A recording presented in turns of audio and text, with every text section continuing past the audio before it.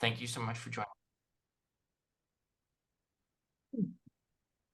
Uh, Thank you so much for joining us this evening. It's great to have you here, and thank you so much for taking the time out of your busy schedules to come and share this evening with us. We really do appreciate it. Tonight's session, hosted by SA Child, is all about breaking down barriers and hearing from the people with disabilities or those affected by disability in their homes, in their houses, in their families. So welcome to Stories, the Threads of Resilience, where people with disabilities come from all across Africa. I'm honored to be your host this evening, and I'm looking forward to a great session. The goal of this event is to simply empower people and to also hold space for incredible stories of resilience, strength for people across the country and across the continent that have disabilities, but despite these disabilities, they don't let them define themselves. These disabilities are part of their lives, but it doesn't define who they are. People from a range of different countries have sent me videos, and it's been a really great few weeks collecting these videos, and I'm looking forward to sharing them with you this evening. They'll be sharing their stories of how they've overcome challenges, pushed boundaries, and rewriting their stories despite their disabilities. Each story you hear is unique and not curated at all.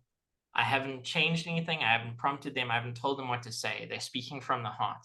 But they have one common theme, and that is the theme of human spirit and how it rises above adversity. These individuals face challenges on a daily basis, many of which able-bodied people cannot even imagine. Yet, they wake up and get up and do everything every day with courage, hope, and determination. Tonight, we'll be sharing those stories with you and showcasing different perspectives and experience, as well as prompting interaction in the chat and having some conversation between the videos. So I do encourage you to please share your thoughts and feelings as the progress of the evening goes. And obviously, when I ask questions, feel free to unmute yourselves or type in the chat to interact with us. The other aim of this session is to dispel misconceptions and to unearth dialogue and make things a little bit clearer for those who don't know what it's like to live with a disability. So sit back, listen closely, and let's all celebrate stories of strength and resilience across Africa. Ladies and gentlemen, the first video that I'm going to be playing for you this evening, I'm just lining it up quick. The first story is going to be from Zambia, a young gentleman, and I'm going to be sharing his video in a moment. My name is Alakotamba from Zambia. And there we go, share.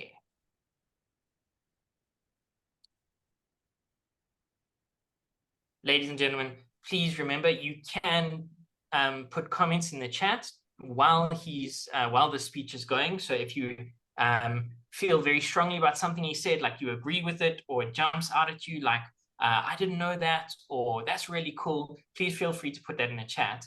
And then we'll discuss things after each video. So please don't say anything right now, but you're welcome to put comments in the chat while the video is playing.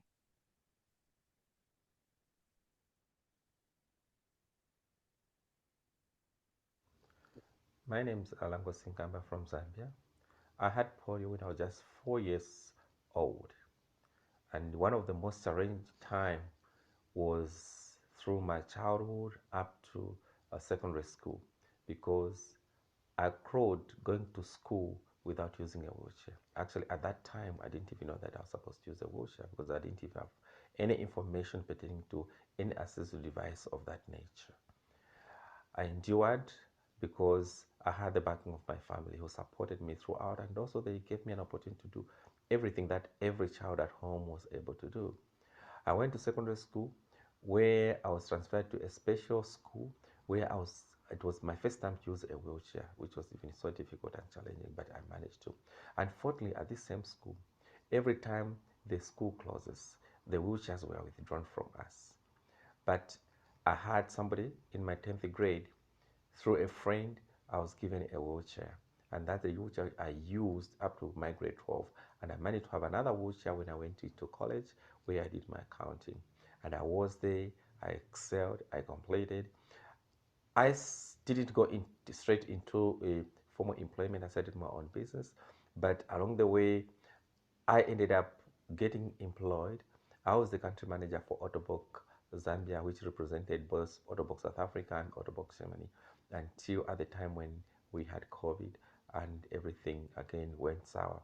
I was not able to be employed, but still I had something to do because I had already had an expertise in me, and that was doing a consultancy in disability and development, and also with my partner, we formed a company which is in software development, and that's which currently I'm using now. So what I would like to encourage anyone is that disability is not inability. And all what I think I would state is that every person with a disability needs a support of their families. And that's when also the family, if we have the backing of the family, then we expect that even the community will be able to follow suit. And that is my story. Thank you. Okay, so during that short video, I know that 2 people joined our session. Welcome, Claudina, I think you would pronounce it, and Elaine. If you could please let us know where you're from by dropping it in the chat, that would be great. So just mention, hi, I'm from Johannesburg or Zambia, or wherever you are in the world.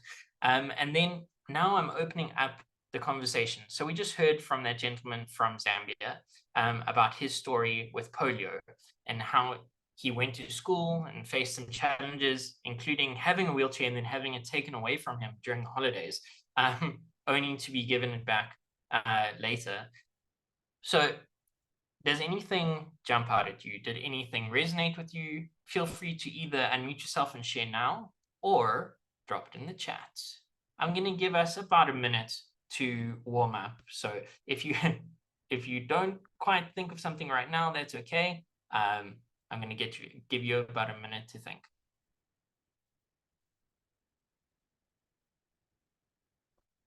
Thank you, Claudina. Great to have you here, all the way from Mpumalanga.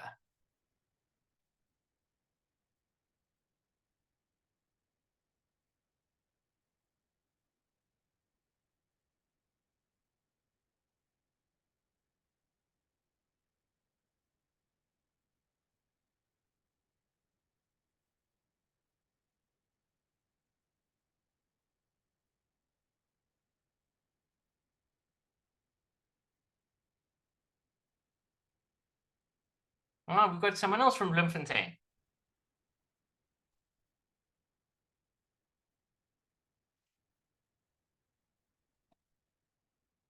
Okay.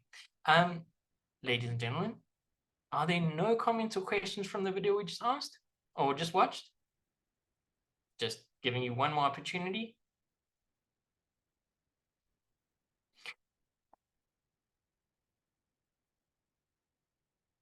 Okay, so I'm going to add on.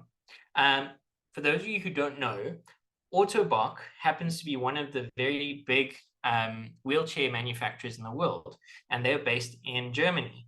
And I found it very interesting that this young gentleman was able to work for Autobox in his country, in Zambia, and that it was unfortunate that during COVID, they had to actually stop, and he couldn't be employed by them. And this didn't let him, or he didn't let this hold him back. He found other opportunities, including software development, and that's what he's doing now. So I love how he's faced challenges after challenge, and he's been able to navigate himself around those. Once again, threads of resilience across Africa was our theme this evening, and I definitely think that's what he's done, is shown us the first thread of resilience. If you do have any comments that you may think of a little bit later, that's absolutely fine. Please do share it with us. The next person I'm going to share is from Gauteng. This person shared 2 videos. She's a parent of, if I remember correctly, she's a parent of a person with a disability. So we're going to hear from her now. And once again, please keep yourself muted during this presentation, and then you can drop comments in the chat. And then afterwards, we'll have a discussion. Elaine, okay, I'll read your message now. Thank you. Cool. Great to have you here, Elaine.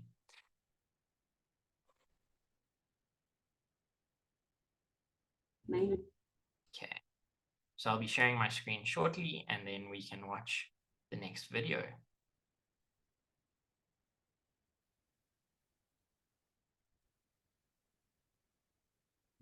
My name is Nongaliseko Stulmani. I am 28 years old. I'm living in Gauteng. I have a son who's diagnosed with cerebral palsy that affected his spinal cord. He can't walk and do anything. It affected my life emotionally because he's my firstborn. And when I gave birth to him, I was still at school. I was doing grade 12. Actually, I was still a teenager. Firstly, my marks dropped because I was supposed to look after him. Secondly, it also affected my life because when I'm going to school, I was supposed to look a person who's going to take care of him, because every people, I was the only person who's unable to take care of him. It's only me. So that was the first part. I'm going to go straight into the second part of the video. Look, the special people who's going to take care of him, because he's a special kid.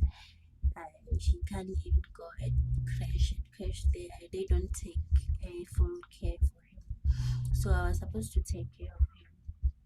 It affected my life. I used to party and go out, but now I'm no longer doing that because I have to think who's going to take care of him. I have to stay with him and feed him, make sure that he's in a good condition, because sometimes when he didn't get enough food, he got sick, and you can think that maybe he's sick once you find out that he's hungry, he didn't get enough food.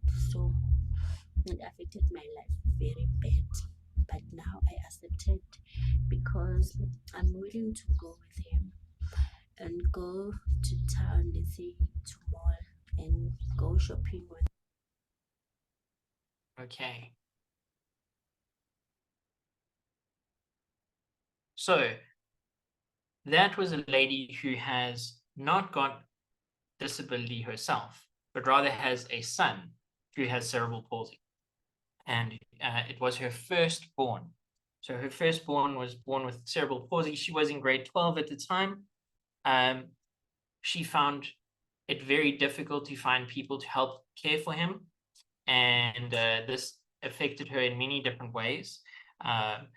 And one of them was that she found it hard at school, but also found it hard from a social perspective because she said she couldn't go out and party like she used to. But she's come to grips with this and accepted it. And because of this, she now doesn't hide him away or anything like that. She goes to the mall with him, she goes to the shops with him, and he's become part of her daily life, and she looks after him and cares for him. So I wanted to ask again, are there any comments or questions or chat, views, any thoughts from this video? Maybe you are a parent of a person with a disability on this call now, and you would like to, comment. So any takeaways from the video, any highlights, anything like that? For those of you who just joined, I did say earlier, you're welcome to drop comments in the chat, but you're also welcome to unmute yourself between the videos. So if you want to unmute yourself now, you absolutely can.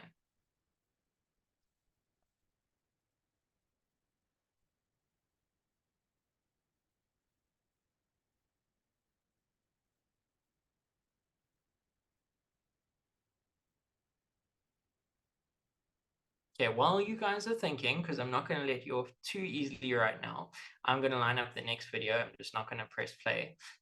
So once again, you're welcome to put comments in the chat, anything that stood out in this video for you.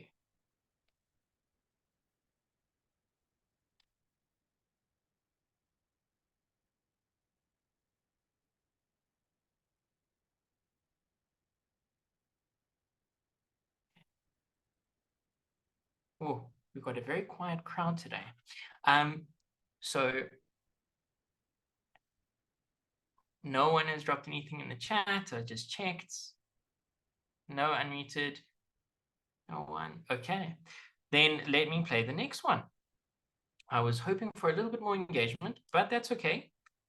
Maybe we can shift our focus. We've got this person in the audience this evening, and that person is Sherry. Sherry and your moms have joined us this evening. Thank you so much. You answered several questions, 7 to be exact, and you've shot them in separate videos. So what I'm going to do is I'm going to play maybe 2 videos at a time, and then we're going to discuss it. And Sherry, because you know, you recorded these, afterwards you're welcome to add on, and that goes to you as well, Suzette. If you want to share, you know, anything after that, after the videos, you're more than welcome. Okay, so we're going to play the first of 7 videos. They are relatively short. Let me just quickly share my screen again.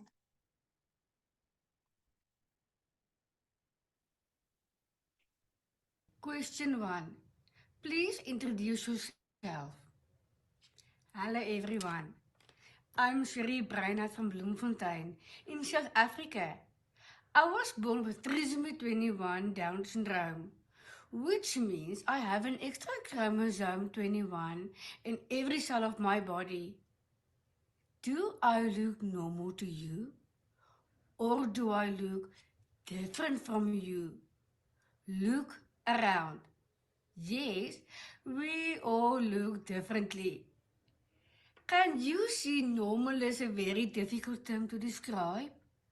People think that I suffer from Down syndrome, yet being a person with Down syndrome turned me into a leader, an international motivational speaker, and a highly respected person worldwide.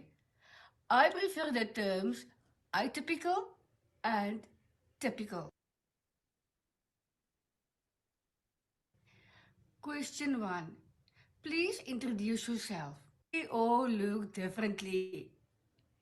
Can you see normal is a very difficult term to describe? People think that I suffer from Down syndrome, yet being a person with Down syndrome turned me into a leader, an international motivational speaker, and a highly respected person worldwide. I prefer the terms atypical and typical.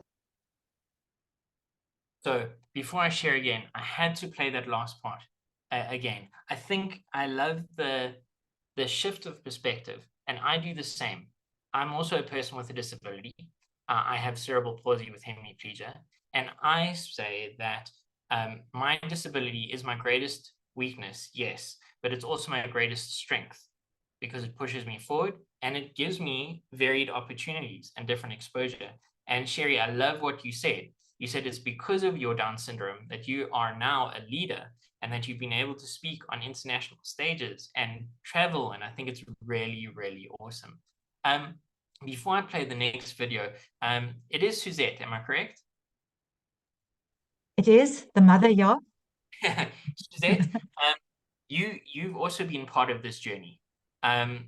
Do do you see that kind of empowerment aspect, obviously empowering Cherie in what she does, but then also as her manager and the person that like travels with her, do you see how it also impacts others and empowers others?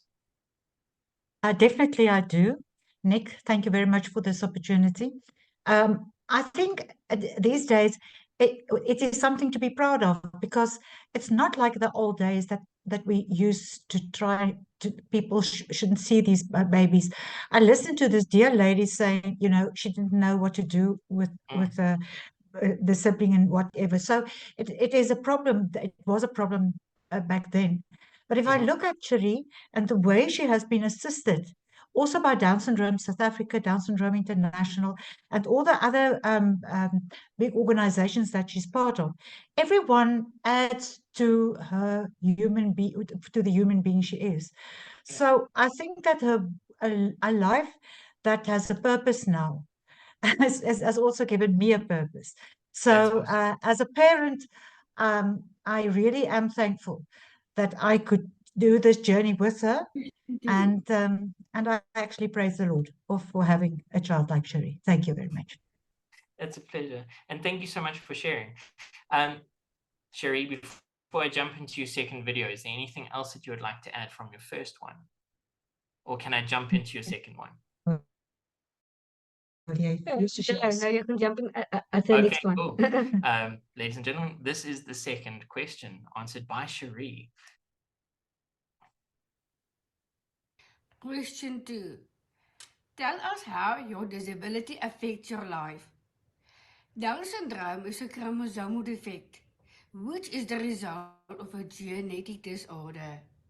Persons with Down syndrome is intellectually disabled. That means that on average we are mostly not as bright as the typical population. We need more assistance than an average person does. But I try to focus on the things I can do. When I was born about 42 years ago, my mother thought raising me would be difficult because all the people who came to see her in hospital cried. But she soon realized that the Lord made me perfect in my own way. Sadly, in some part of Africa, parents are judged as sinners and are pushed out of communities when they have children like me.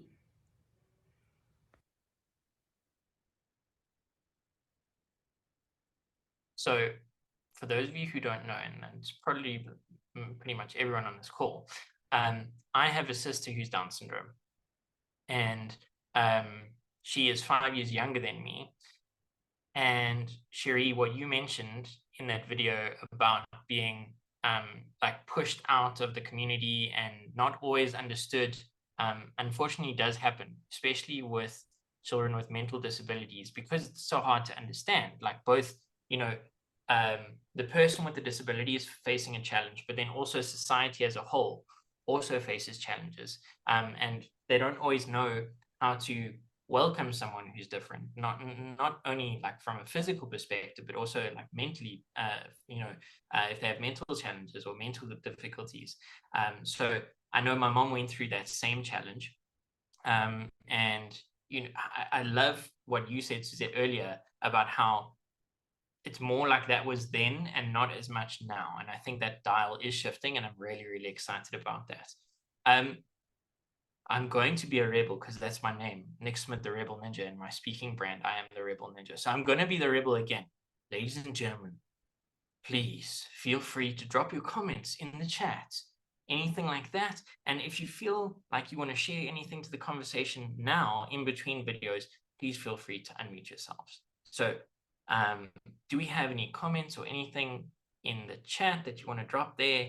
If you feel like unmuting yourself, any takeaways or anything from the video that you just watched? If not, we'll jump straight into question 3. Going once, going twice. Ladies and gentlemen, final offer. Okay, we're going to go jumping straight into question 3. Question 3.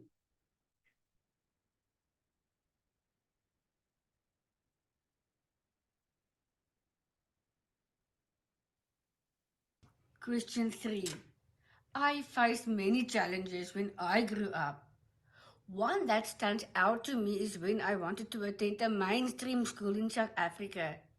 But the principal told me something that could have broken my spirit.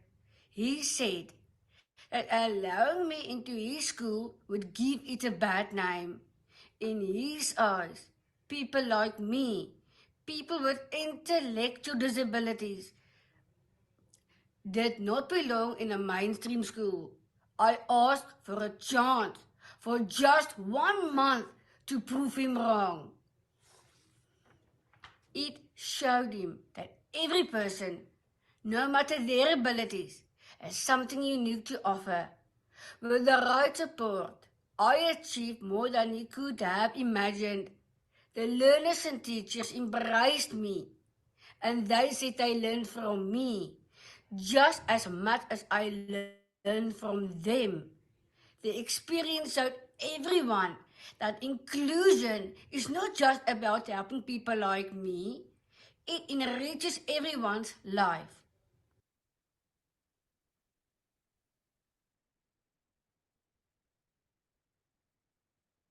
Whoop, whoop. I love that. What you said at the end there, you said inclusion enriches the lives of everyone. I think that's really, really powerful. It's not just about allowing people with disabilities to be included, but it's about bringing them in and letting everybody learn. And we break down those barriers. I also have to share my part of the story here.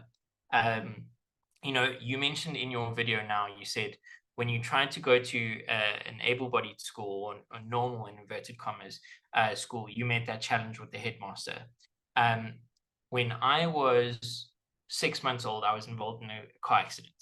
And that's where I got my cerebral palsy from, okay, as a result of the car accident. Up to the age of 9, I went to a special needs school called Forest Town. Then at the age of 9, I went through a series of tests at the special needs school, and they said, if you want your child to go to a normal school, they have the mental ability to do so. So you can send them. And so my mom tried to. She approached 8 different schools in Johannesburg, and each of them said no. Each of them said, I'm not allowed, and they will not welcome me to their school. Keep in mind, I'm 40 years old now, so this was quite a long time ago, before inclusion was a thing. At the time, I was the first person with a disability in the school. Anyway, she eventually had to use the law to get me into a school because my brother had attended a school, and by law, if you accept one sibling, you have to accept the other. And so she ended up saying, well, whether you like it or not, you have to take my son, because by law, you have to do it. So she had to use the law to get me in.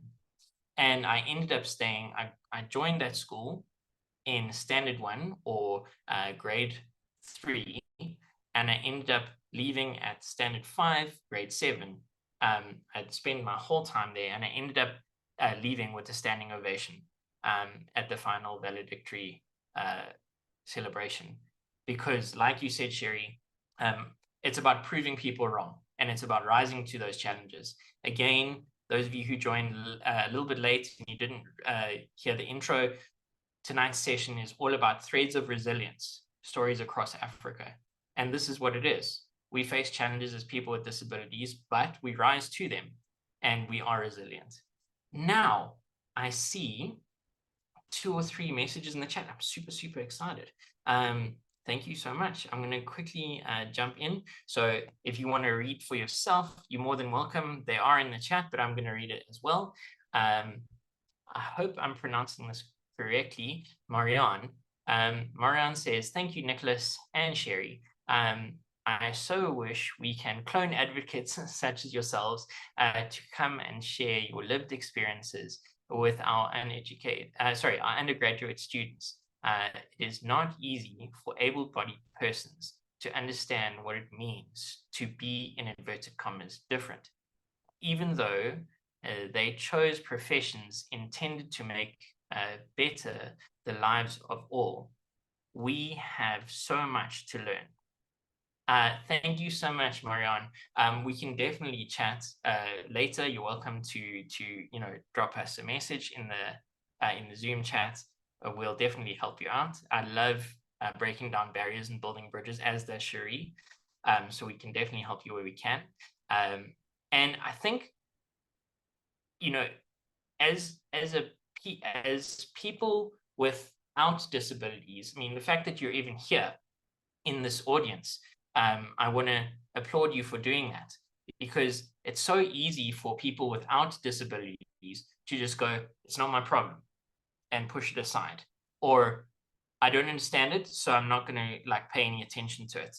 And I think that's often the first port of call, is that people shy away from the challenge or shy away from something that's different. And I think it's really, really cool that you're here. So thank you so much for your comment, and thank you for joining us.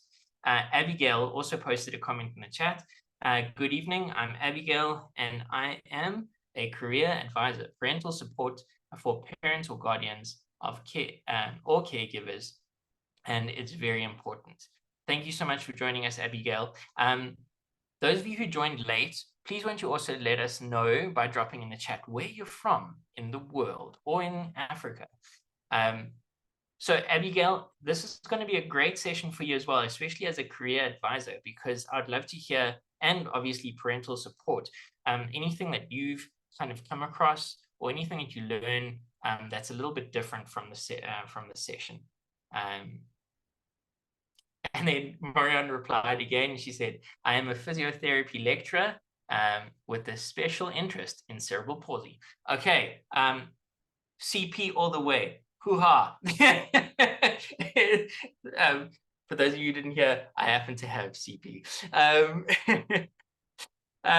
Then Cherie, it dropped in the chat. Cherie, thank you very much. I would be happy to assist any person in the group any way I can. Please contact me. Absolutely. Elaine, inclusive education is still a problem. It seems to have halted in South Africa. We have to beg and fight for a chance for our kids. And then Cherie, you are always such an inspiration. Elaine, I agree with you to a point. I think that, the dial is shifting. It's shifting slowly, but it's shifting. And I think more schools are becoming open to the idea of accepting people with differences or challenges. And I'm quite excited to see that shift. It's not an easy one.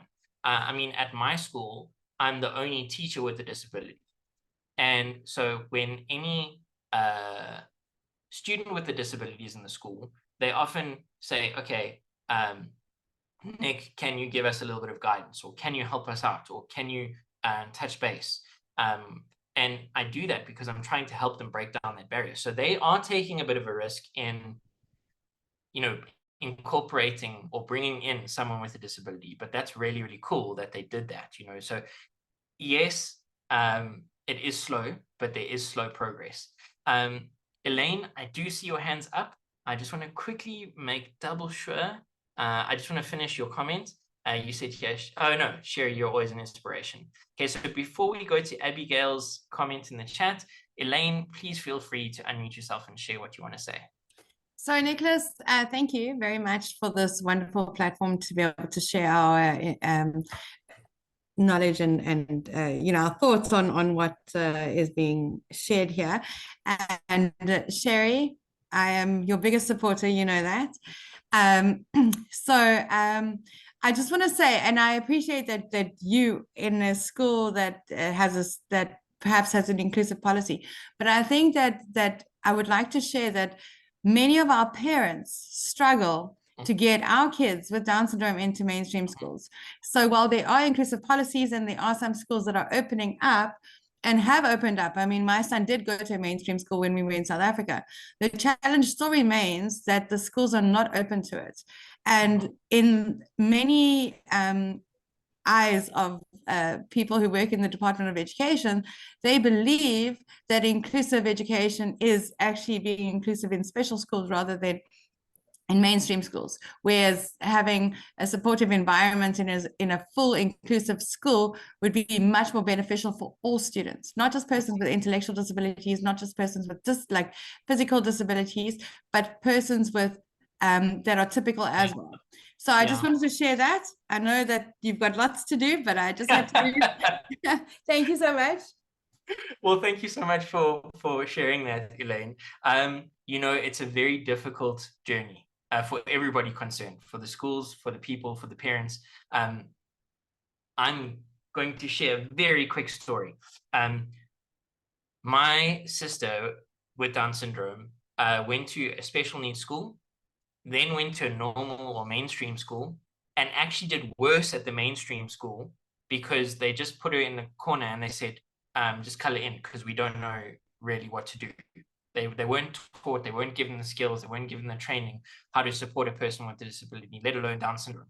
And then my parents took her out of that school and put her back into the special needs school that she was originally with. And she ended up flourishing there because they knew how to look after her, they knew how to teach her, they knew how. So she ended up learning how to read, how to write, and a whole bunch of other skills. So, I mean, I know that that's, again, one example, but that's an example of a mainstream school accepting someone but not being prepared at all, and not only physically prepared, but also, I'm going to say like psychologically prepared, because they were quite resistant. They were just, okay, we're here, but you know, we don't know what to do. And so we didn't have a say in this, so you're just going to sit in the corner. Now, obviously, they didn't say it to her, but that's their, you know, their thinking. But I do need to get through a few more videos, so please hold on to your seats, ladies and gentlemen. And please, I love the fact that the chat is coming alive, so don't stop. Okay, keep putting comments in the chat. Abigail, I know we didn't get to your chat just yet, but I will, I promise. Sherry, what I'm going to do, I know you shared 7 videos, and we're only, I think, on number 3 or 4. So what I'm going to do, I'm going to play one more video. I'm going to play number 4, if that's okay. And then I'm going to jump more around the country to share other stories. But Tommy, I see 2 people have joined in the waiting room. If you could please let them in as well, that would be awesome. So jumping into Sherry's video for number 4. Question for. And once again, just a quick reminder, feel free to drop comments in the chat while the video is playing. However, you're more than welcome to unmute yourself afterwards to share your thoughts.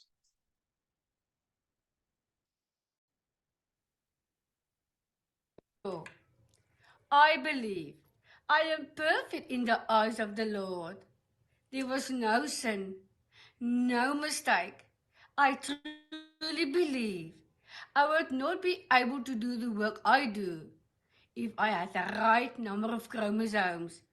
My purpose is to help others with disabilities who are not accepted to receive the same rights as everyone else.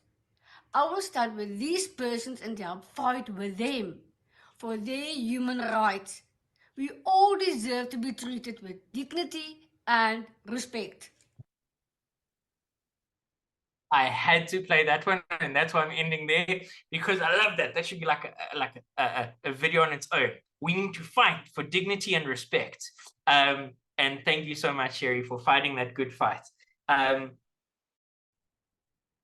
love also that you said it's because of your 21 chromosome that you have Down syndrome, and because of that, you've found your purpose. And if you didn't have that, you wouldn't be living your purpose. Now, I have been asked many, many, many times in my life, have you thought about what life would be if you didn't have the car accident and if you were an able-bodied person? And obviously, I can think about that. And yes, there would be positives, and there would also be negatives, though, because would I be the person that I am now? No. Would I have the experience? No. Would I have the same mentality, vision, purpose? No. My purpose in life is to empower people, and especially people with disabilities, to become more independent. And this has actually led me to do some work in America and abroad, to help empower them to become more of who they can be. Now, if I wasn't a person with a disability, that would have never happened. So yes, tying back to our strength, our threads of resilience, we can easily, as people with disabilities, just fade into the background and go, woe is me. But we also have the choice to go, despite these challenges, we're going to stand up and we're going to be heard, and we're going to fight, and we're going to not use our disabilities as excuses, but rather to empower others. So Cherie, once again, thank you so much for sharing. Now, I'm going to quickly jump into the chat to catch up. Abigail, to your last message, I have a relative who has a daughter with cerebral palsy. Do you know organizations who can help to secure a wheelchair for her? Her parents are always carrying her around, and she is getting older. Any parental organizations that can support the parents? They are based in Pretoria. I'm from Pretoria. I'm working at the Department of Higher Education and Training. I think I'm just quickly checking now. From my perspective, unfortunately, I don't know. So if you can just drop, please put your email address, if you don't mind. If you want to send it to me privately, you can just select private down at the bottom, and then send me your email address, and then I'll try and find out someone who can help you regarding finding that wheelchair. Going into the next chat, Elaine says, so DSSAs, which stands for Down Syndrome South Africa, and our association share information and give guidance and continued support to schools now, so that the schools can walk this road with a partner. And we are here to support. I love that. That's really, really important work. And the way that it's going to help people in the future, I think it's really, really cool. So thank you for doing that work, Elaine, and to obviously the rest of your team. Nico, well, before you get to Nico, Claudina, I do see your name, your hand up. I'm going to get to you now. I just want to quickly finish Nico's comment here. I think it is vital that we also focus on the spectrum of most disabilities like Down syndrome, cerebral palsy, etc. Improving people's knowledge is essential, is an essential step in the process of fighting for inclusivity. This may help improving access to schools, etc. Yes, Nico, you're absolutely right. And I actually had this discussion with my mom before this session. I chatted to her yesterday about it.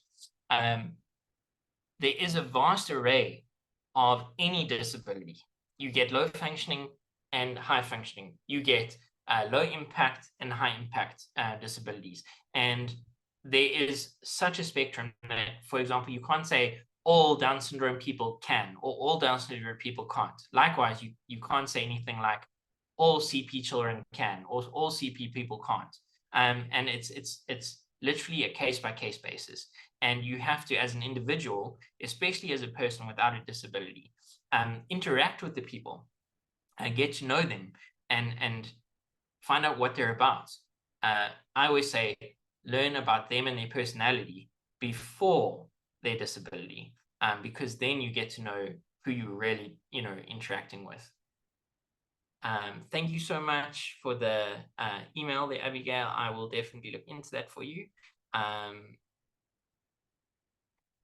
Okay, and then Marianne, where did the hand?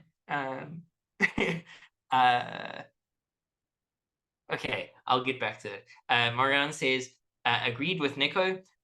Far be it for me to have any opinion being an able-bodied person. But when the drive for inclusivity at schools began, I was very worried that the implementation plan would backfire. At Nicholas Smith, that's me. Your sister's story speaks to the issue of readiness for inclusive education. Absolutely.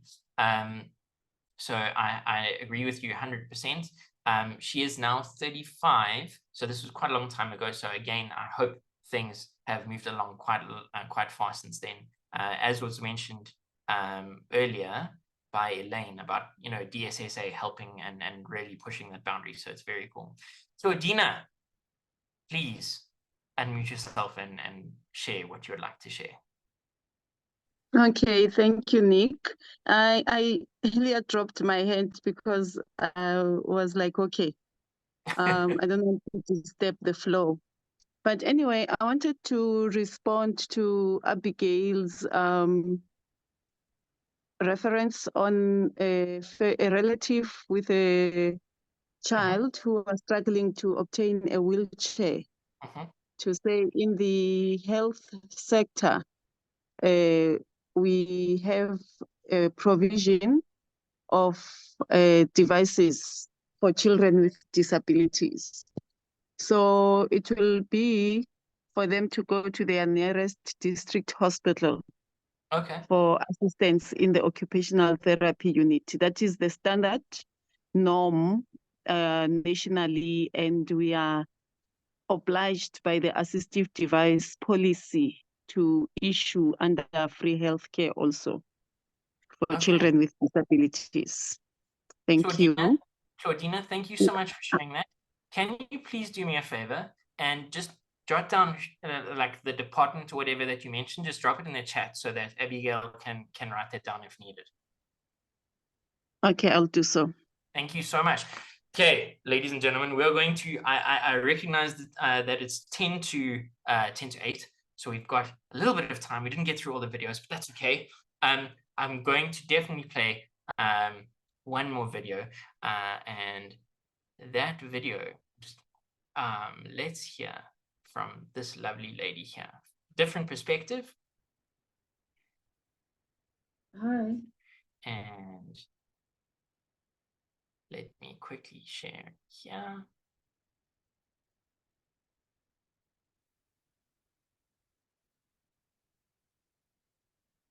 My name is Cindy Iswa, and I suffer from visual impairment. It is a disease to the cornea, which is called keratoconus. I was diagnosed with this disease in 2019, and coming from a normal life, having to now deal with horrific words from people, from your peers, because now you have to wear such thick glasses, and sometimes you can't even see people. A person can walk past you, and you can't even be able to see them. And then some people would actually feel offended, but not realizing just how much this disease impacts us, because sometimes you'd see glare, sometimes you would see double, and you can't even be able to drive, you know. So those are some of the factors that affect your life, and you just have to try to be positive, be resilient, and also tune the negative into a positive some way, somehow. You just have to try inside yourself, because if not, then you are going to be depressed, and it is depressing. But somewhere along the line, you just have to find yourself again, and because you can't even read, sometimes you can't even read. A simple thing as reading a book is difficult, you know. But through that, we started a foundation with my sister, whereby we teach kids how to read, write, and spell, primary school pupils. And then later on with that, last year I started a creche, my own school called the Bushebe, whereby I educate young minds, and it is so amazing to see just how much or how absorbent a mind can be, especially at such a young age, and having to have that impact on kids is just mind-blowing to me. And I've also created employment for the youth in my community as well with this. I've gone into gardening, I've gone into agriculture, I've recently bought land for myself, whereby I'm going to start teaching and introducing agriculture into my school. So it's been an amazing journey, even though I'm suffering from this, and I have to continuously be on medication because now I'm chronic. So I use medication every month. I go to the hospital to go fetch medication every month, but it does not deter me from the road or the journey that I've decided to take in for myself and my life, which is reaching out to people and also teaching people about this particular disease, because a lot of people are not aware and we catch it so late in life that it becomes a problem, and it cannot be rectified anymore, to a point that one of my left eye, the cornea burst, so it is practically half blind. So it's difficult, but at the same time, you just have to tell yourself that life has so many other different opportunities that you can tap on, and you can just channel this whole energy, the whole energy, and make it positive energy. And that's how I've been able to go through this journey, especially with the support from my family and my kids and the people that are around me. I was able to just suffer on and move on from this, and find myself again, spiritually, emotionally, and then I found my balance, and that's how now I'm able to give so much back.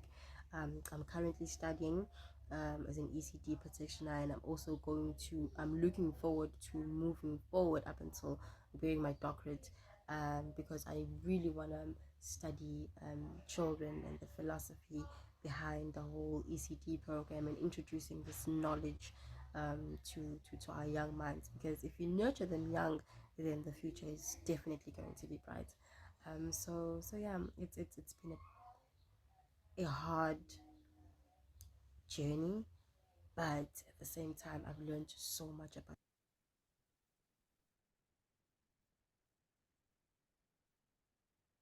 So I know we are shortly running out of time, but I did want to talk about or highlight some key facts or key points that she mentioned.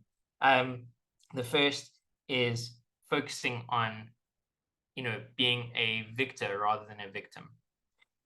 She also said that because of what she's doing and the work she's doing, it's having ripple effects and creating employment for others.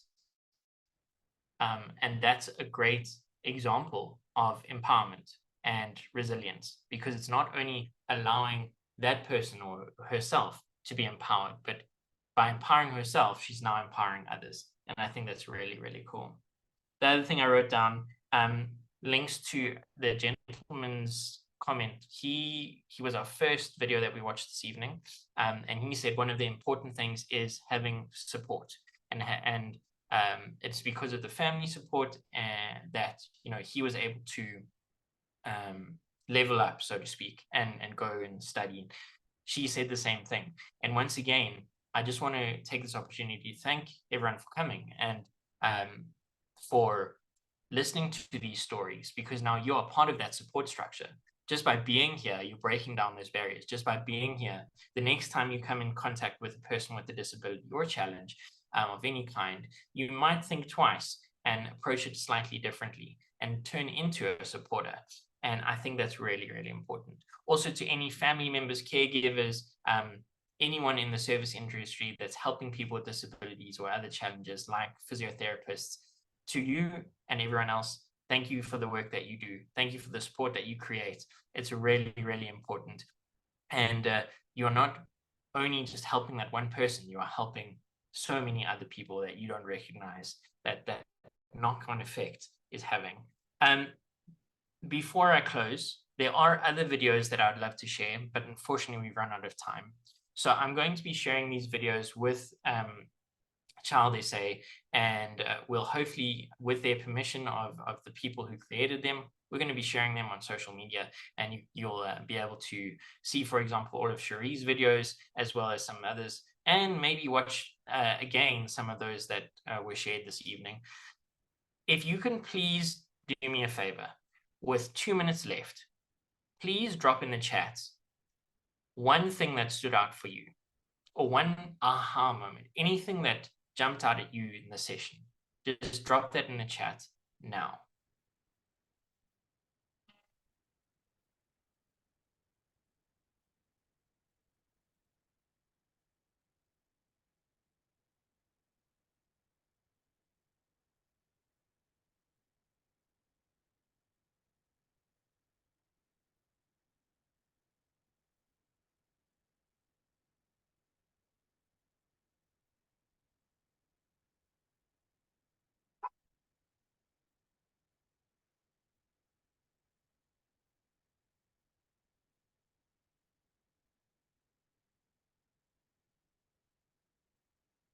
Thank you. I'm going to say Yogolelo. We can all be advocates. I agree with you 100%. We can all be advocates. Even if you don't have a disability yourself, you can fight for those who have disabilities. Thank you. I agree with that. And thank you for being the first one. Sherry, the positiveness of conversations stands out to us. Yes, I agree with you, Sherry. Thank you so much. Every single video that we shared today had that positive aspect. Marianne, thank you. As said earlier, involved in higher education physiotherapy training, and we wish to have you in our classrooms to make your challenge real. Thank you so much, Marianne, for being here. Elaine, society needs to celebrate diversity. We need to celebrate each individual, all stands and advocates on behalf of their community. We need to all share the stories and create awareness of the abilities persons with disabilities have.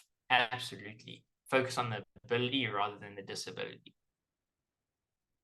And then Marianne adds to her comment, and yes, we all have a role to play in advocacy, no matter who you are. Yes, I 100% agree.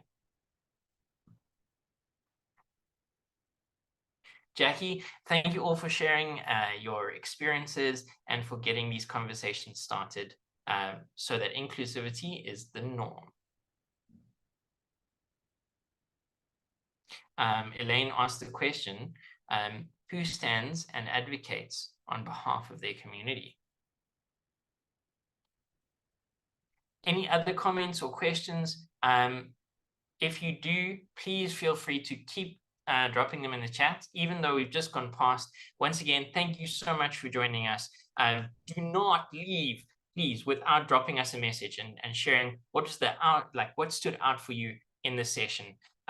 What was the aha moment? What was the impactful moment? Anything like that. We'd love to hear from you. But for those of you who have to leave, thank you so much once again for joining us and for being here this evening. It was great having you here, and we will definitely see you at the next one. Have a great evening and chat to you soon. Bye for now.